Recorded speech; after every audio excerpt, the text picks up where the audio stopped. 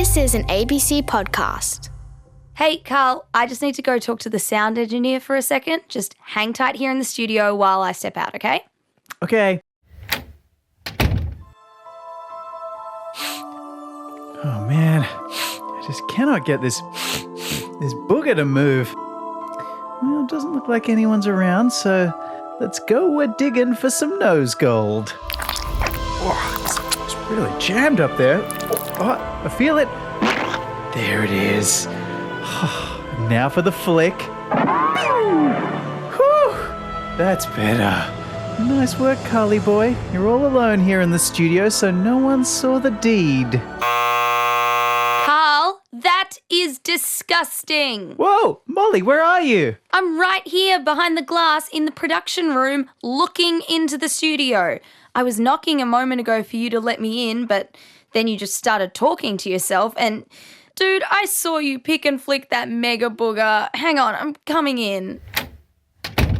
Oh, I can see it from here. It's on my script. What? No, what you probably saw was just like, I was just scratching my nose. Carl, that was truly feral. In fact, I'm not even sure if I can be your friend anymore. Molly, you would stop being my friend just because I picked my nose? And flicked it. But still, just because I did something a little gross. He admits it. Yes, I admit it, and I'm sorry, but just because I do something a little icky doesn't mean you should drop your pal Carly Pops from your dream team of top friends. Maybe I will, maybe I won't. Today on Short and Curly, it's time we took a good hard look at our besties and when to stop being someone's friend. Hello, and today you're listening to Short, you're listening to Short and Curly. Yay! Short and curly. Curly, curly, curly, curly, curly, curly. Short and Curly.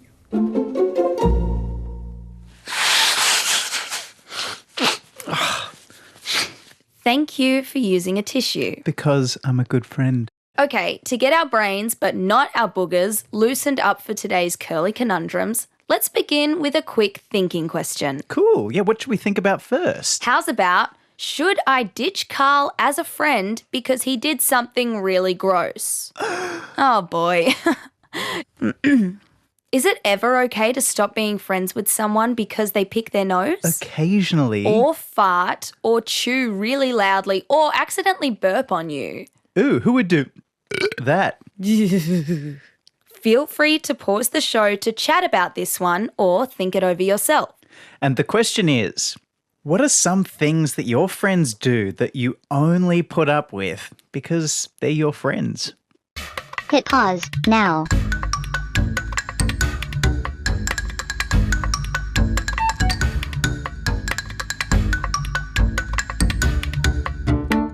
Okay, now that my fury has settled and I've had some time to think about it, just because you're gross, Carl, doesn't mean you're a bad person. And I did feel awful, and I apologised. So we're still friends, for now. Phew. But the reason we wanted to look at whether or not it's ever okay to stop being someone's friend is because one of our curly listeners wrote to us with a very good question. Yeah, 9-year-old Harvey sent us an email from the United States, and we gave him a quick Pan-Pacific call to ask him to read it out to us. Dear Short and Curly, I am Harvey. I am from the United States. I live in Indiana, and I am 9 years old. I don't think it is ever okay to hang out with your friends if they are being mean to other people or bullying other kids. You should tell your friends, I want to still be friends with you, but if you're going to keep on bullying, then I don't want to hang out. One time at school, I was playing with some of my friends, and some other kids came up and asked if they could play with us. And my friend said, no, you're too slow. I felt bad. I asked my friends, why aren't we letting them play with us? And they said, because they're not fast. I didn't say anything else, but I quit playing with them. One of my best friends also quit. It's hard to say something because you don't want your friends to be mean, but you also don't want to lose your friends. From your friend, Harvey. I did not know we had friends in Indiana. Yeah, our curly crew lives all over the world, and we love getting emails like that one. So, what do you make of Harvey's dilemma? Tricky. Yes, Carl, it is tricky. So, we asked our friendly Brains Trust from Moree Public School if they had any suggestions for Harvey. I think it depends on how bad it is, because if it's like only something mild, like one time something mean, but if they're continuously doing something bad, whether it was stealing, hurting people or saying something mean or just excluding them, I think there's a point where you have to draw the line and just say something.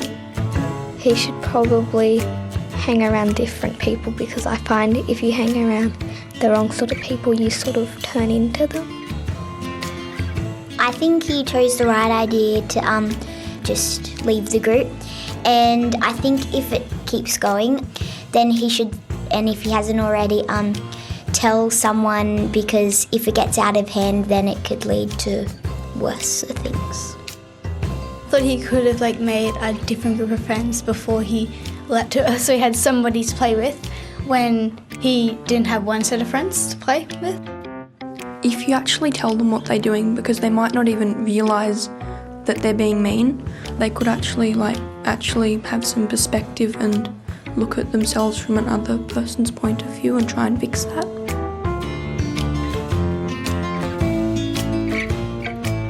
Well, they're called the Brains Trust for a reason, and that reason is I trust their brains. Now, let's hear more from Harvey about his situation and the decision he made. They're usually pretty nice, but sometimes they can be a bit mean to other kids. And were they always nice to you? Pretty much. They were always nice to me, usually. Did you tell your friends why you were leaving? Yes, I told them why. What did they say? They said, well, I don't think you can play with us again if you're going to do that, but I still left. So I imagine if they're your friends, then they might do some good things. Yeah. And it sounds like they do some bad things sometimes. So how do you weigh up those two different things? They do more good things than bad things, so I think they'd probably be more good than bad.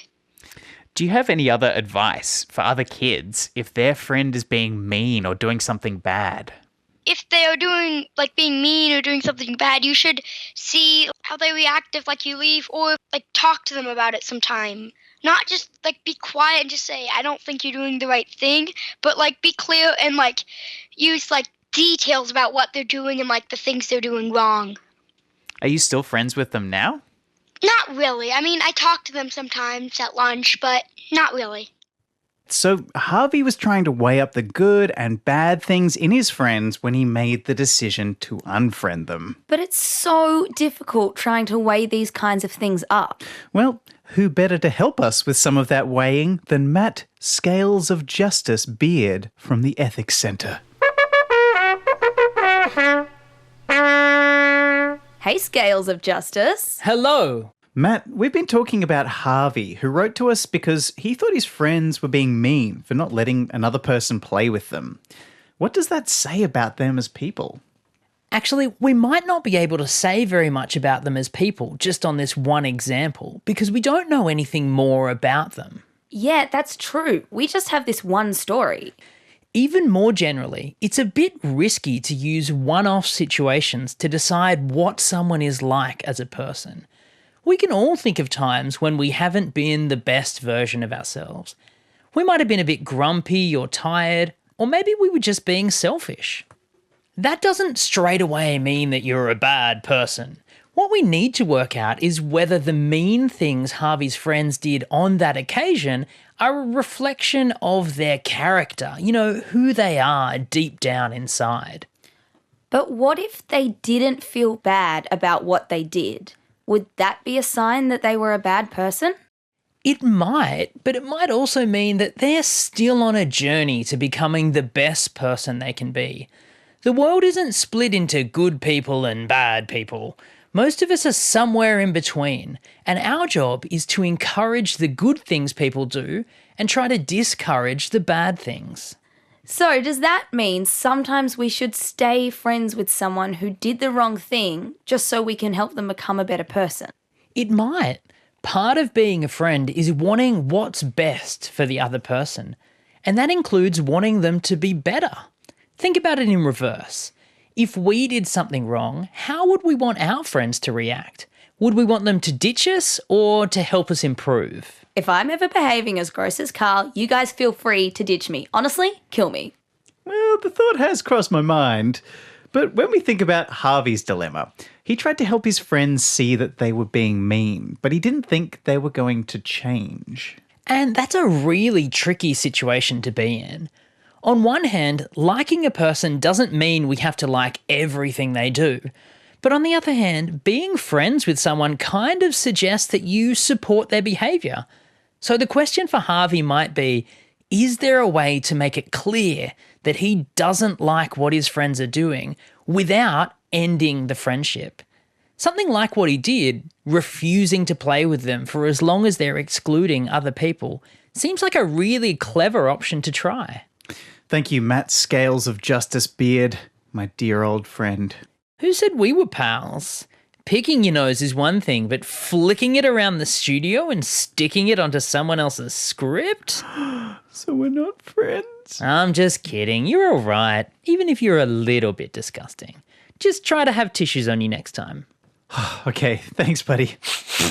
Hey, I wonder if our brains trust have ever had to stop being friends with someone. Let's find out.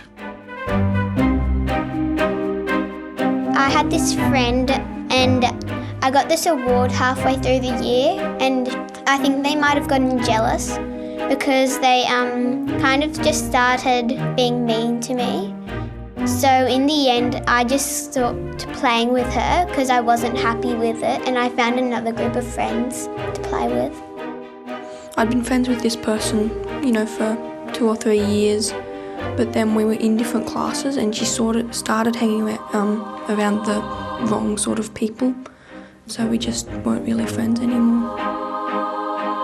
I used to have a friend, but she started doing something that was really bad. She started stealing from me, but then I realised that she wasn't a good person at all to be around and that I should move away from her. So I told her that I don't like how you steal because it's a crime, and that I'd rather not be friends with someone who does those kind of things.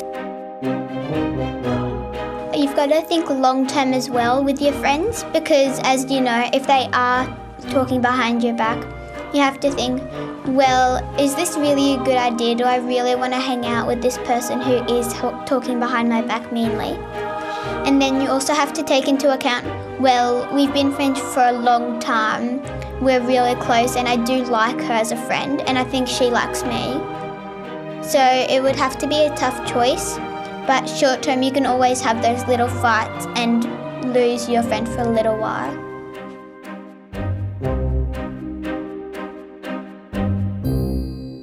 So I guess you have to figure out what kind of person you want to be. And that also means figuring out who you'd want as friends. Exactly. We should think about how every action changes us as a person, including being friends with someone. There's this idea that comes from a philosopher called Carol Gilligan. She talks about being in friendship as being a bit like sharing a trampoline with someone. Whatever we do affects the other person, and whatever they do affects us. Sometimes that's good, like it helps us bounce higher, but other times it can put us in awkward or unsafe situations. Okay, Molly, I have another curly conundrum just for you. Go on. What are some of the things you just cannot stand in a person? Okay. I really can't handle people with anger issues. I hate it when people are prejudiced against others for no good reason. And oh boy, of course, people who put the milk in and then the cereal. We are never going to be friends, sister. Whoa, that's an extreme reaction to milk first. I stand by it. Okay, now imagine one of your best friends. Picturing you, so loyal, fun, genuinely good human. Thank you. So imagine if I, one of your oldest, most loyal friends, started to get a little bit angry sometimes. And I started making jokes about people with strawberry blonde hair. And then maybe I started filling bowls with milk before I put the cereal in. Ruh-roh.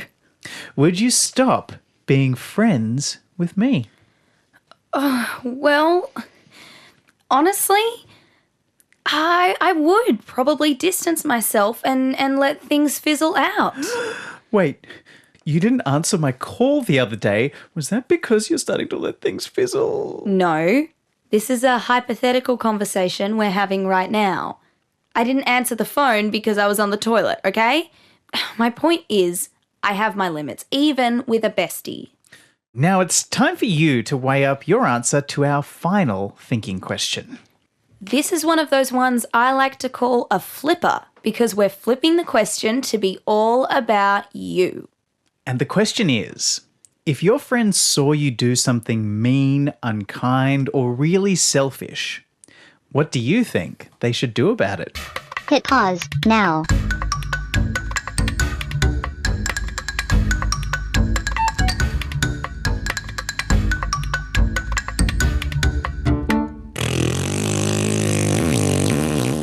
Carl, we are in a small studio together. Yeah, buddy, that's pretty awful. Sorry, I can't help it, guys. Lucky I have friends like you who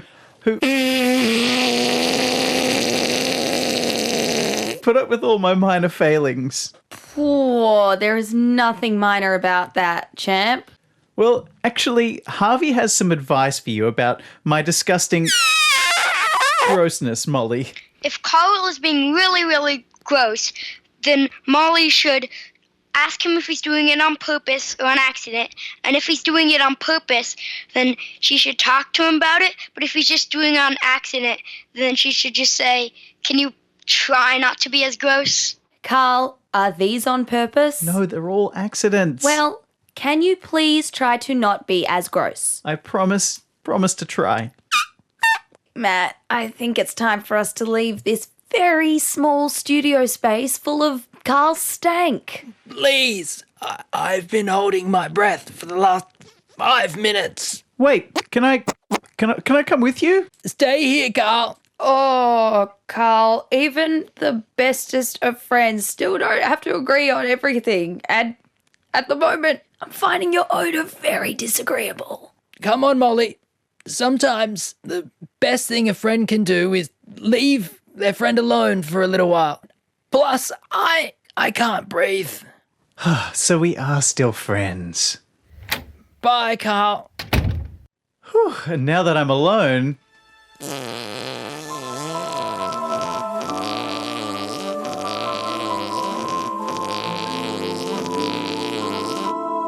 They didn't even realise I'd been holding in the worst ones. Always just trying to do the right thing by my friends. They don't know how much I've suffered to keep them safe. And while these little bombs are still rolling out of me, I'd like to take this opportunity to thank our Brains Trust from Moree Public School. Ella, Harriet, Philippa, Gemma, Sophie, Chloe and Camilla. Short and Curly is made by ABC Audio Studios. Special thanks to Kelly Reardon, Justine Kelly, Kyla Slavin and Emma Gibbs. And special thanks to sound engineer Andrei Shabanov, who is, thankfully, on the other side of some smell-proof glass at the moment. Oh, that was deep, dense, and I think more than a fart.